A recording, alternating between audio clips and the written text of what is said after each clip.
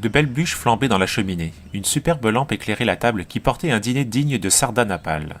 Un pâté, une crème au chocolat, des gâteaux, des fruits et une bouteille de champagne.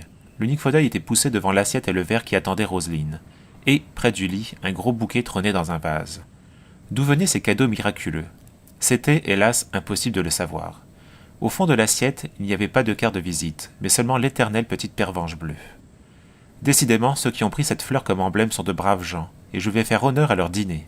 Toute rassérénée, Roselyne mangea de bon appétit, et le soir, en s'endormant, elle remercia Dieu de lui avoir envoyé des amis dans sa solitude. Mais comment ces amis inconnus avaient-ils su que son tuteur voulait l'envoyer chez les Roisins, puis ensuite qu'elle mourrait de faim? Cela demeurait aussi incompréhensible que tout le reste. Le lendemain, Roselyne écrivit une lettre de remerciement à ses bienfaiteurs.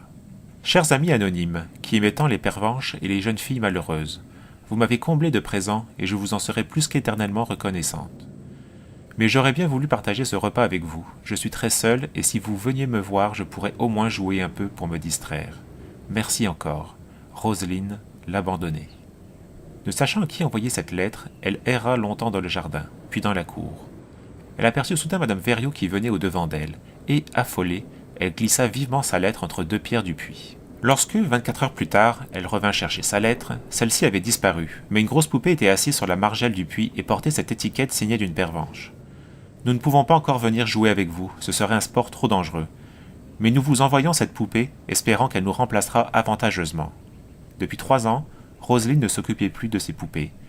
Mais celle-ci, pourtant, lui fit tellement plaisir qu'elle la promena partout, malgré les moqueries des Verriot.